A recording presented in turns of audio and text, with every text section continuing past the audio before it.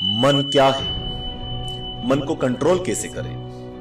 यह किसी एक इंसान का सवाल नहीं है, बल्कि हर इंसान का सवाल है। सभी अपने मन को काबू में करना चाहते हैं, लेकिन क्या हम कभी अपने मन को काबू में कर पाए? जितना काबू में करना चाहा, उतना ही यह बेकाबू हो गया। यही सवाल धनुर्धारी अर्जुन योगेश्वर श्री कृष्ण से कुरुक्षेत्र में पूछते हैं, जिसका वर्णन श्रीमद् भागवत गीता में दिया गया है। श्री कृष्ण और अर्जुन के बीच का यह जो संवाद यानी कि डिस्कशन होता है, और प्रभु श्री कृष्ण अर्जुन के सवालों का जो भी जवाब देते हैं, उससे आप अपने जीवन की बड़ी से बड़ी प्रॉब्लम सॉल्व कर सकते हैं। यहाँ हम अपने व्यूअर्स के लिए बड़े ही सरल शब्दों में इसका अनुवाद पेश कर रहे हैं। इसको देख और सुनकर आप समझ जाएंगे कि मन क्या है, मन को कैसे काबू में कर सकते हैं। तो दोस्तों, स्वागत है आपका आपके अपने चैनल आस्तिक स्पिरिचुअल सीक्रेट्स में। द्वारकाधीश श्री कृष्ण अर्जुन को गीता का ज्ञान देते हुए आत्मा और शरीर के बारे में बताते हुए कहते हैं, ये सुख दुख हमारे शरीर को होते हैं, जिसका कारण हमारा मन है। ये सब मन की शरारत है। तब अर्जुन पूछते हैं, मन की शरारत, इसका क्या अर्थ है केशव? श्री कृष्ण कहते हैं, हे पार्थ, प्राणी के शरीर का एक अदृश्य अंग है मन, जो दिखाई नहीं देता, परंतु वही शरीर का सबसे शक्तिशाली हिस्सा है। ये याद रखो कि मन शरीर का हिस्सा है, उसका आत्मा से कोई संबंध नहीं। आत्मा यदि रथ में बैठा हुआ रथ का स्वामी है, तो मन शरीर रूपी रथ का सारथी है। ये मन ही इंद्रियों रूपी घोड़ों को इधर उधर भटकाता है। कभी जवानी के जोश में यही चंचल मन मनुष्य को इस भ्रम में डाल देता है कि वो सर्वशक्तिमान है, वो सब कुछ कर सकता है, वो यहाँ का राजा है, जिसके आगे हर कोई झुक जाने को मजबूर है और जिसे हर कोई प्रणाम करता है। जिस तरह दीपक की बाती को दीपक तले छुपा अंधेरा दिखाई नहीं देता, उसी तरह जवानी को उसके पीछे छुपा बुढ़ापा और कमजोरी दिखाई नहीं देती। परंतु जब शरीर के दीपक में जवानी की शक्ति का घी जल जल कर समाप्त होने लगता है और दीपक तले छुपा अंधेरा बढ़ने लगता है, तो मनुष्य घबराकर चिल्लाने लगता है, मैं बीमार हूं, मैं मर रहा हूं, मुझे बचाओ। ये रोने का नाटक भी मन ही करता है। हे अर्जुन, मनुष्य को मैं के घमंड की मदिरा पिलाकर मदहोश करने वाला पाखंडी केवल मन है। मन के हाथों में मोह माया का जाल है, जिसे वो इंसानों की इच्छाओं पर डालता रहता है और उसे अपने वश में करता रहता है। यह मन शरीर से भी मोह करता है, अपनी खुशियों से भी मोह करता है और अपने दुखों से भी। खुशियों में खुशियों भरे गीत गाता है और दुख में दुख भरे गीत गुनगुनाता है। अपने दुख में दूसरों को शामिल करके इसे खुशी होती है। किसी भी जीव को उसका मन जीवन के अंत तक अपने जाल से निकलने नहीं देता। रस्सी में बांधकर उसे तरह तरह के नाच नचवाता है। वो जीव को इतनी फुर्सत भी नहीं देता कि वो अपने अंतर में झांक कर अपनी आत्मा को पहचाने और आत्मा के अंदर जिस परमात्मा का प्रकाश है, उस परमात्मा का साक्षात्कार करे। हे पार्थ, इंसान के लिए जरूरी है कि वह अपने मन को काबू में करके अपने अंतर में झांककर अपनी आत्मा में झांके। तब उस आत्मा के अंदर उसे परमात्मा का प्रकाश स्पष्ट दिखाई देगा। उसी को परमात्मा का साक्षात्कार कहते हैं। तब अर्जुन पूछते हैं, तुम तो कहते हो अपने अंतर में झांककर आत्मा को और आत्मा में झांककर उस आत्मा में प्रकाशित परमात्मा को पहचानो, अर्थात आत्मा से अलग कोई और है जो आत्मा को पहचानेगा। ये किसको कह रहे हो कि आत्मा को पहचानो? कौन पहचानेगा अंतर की आत्मा को? कृष्ण कहते हैं, तुम्हारा मन। अर्जुन आश्चर्यचकित होकर पूछते हैं, मन? परंतु तुम तो कहते हो कि मन माया के भ्रम जाल में फंसाकर प्राणी को बहुत नाच नचाता है, फिर वो आत्मा और परमात्मा की ओर क्यों ले जाएगा? कृष्ण बोलते हैं, तुमने ठीक प्रश्न किया अर्जुन। उसका उत्तर यह है, जब तक तुम अपने आप को मन और विषयों के गुलाम रहने दोगे, तब तक वो तुम्हें नाच नचाता रहेगा।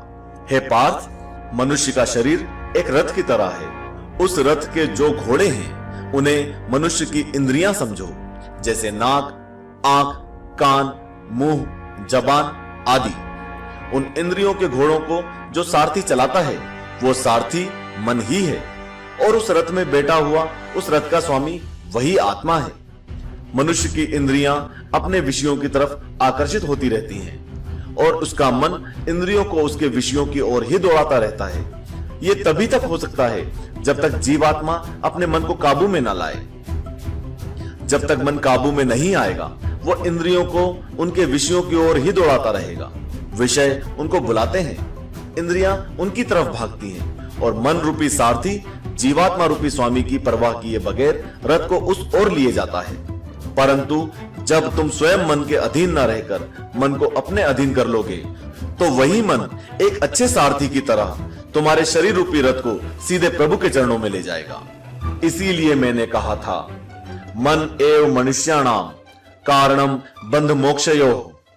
अर्थात यदि मन तुम्हारा स्वामी है और तुम उसके अधीन हो, तो वो तुम्हें माया के बंधन में जकड़ता रहेगा। और जब तुम मन पर काबू पालोगे और उसके स्वामी हो जाओगे, तो वो ही मन तुम्हें मोक्ष के द्वार तक लेकर जाएगा।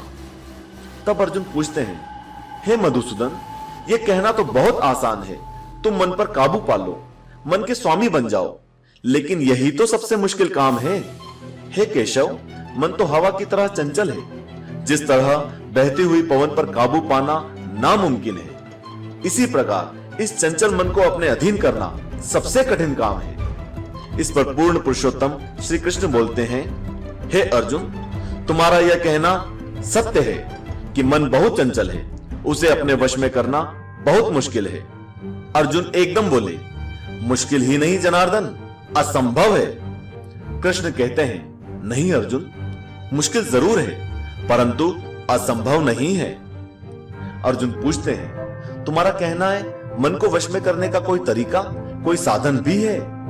यदि है तो क्या तरीका है? कृष्ण बोलते हैं, अवश्य है। असंशयम महाबाहो मनो दुर्निग्रहम चलम अभ्यासेन तु कौन्तेय वैराग्येण च गृह्यते।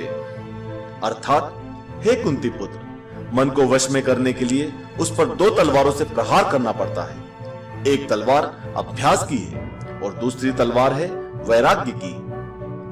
देखो अर्जुन, अभ्यास का अर्थ है निरंतर प्रयास या कोशिश करते रहना। मन को एक काम पर लगा दो, वो वहां से भागेगा, उसे पकड़ कर लाओ, वो फिर भागेगा, उसे फिर पकड़ो। ऐसा बार बार करना पड़ेगा। जैसे घोड़े का नवजात शिशु एक पल के लिए भी स्थिर नहीं रहता, पल पल में इधर उधर उछलता कूदता रहता है, उसी प्रकार मन भी हर एक पल में इधर उधर भटकता रहता है।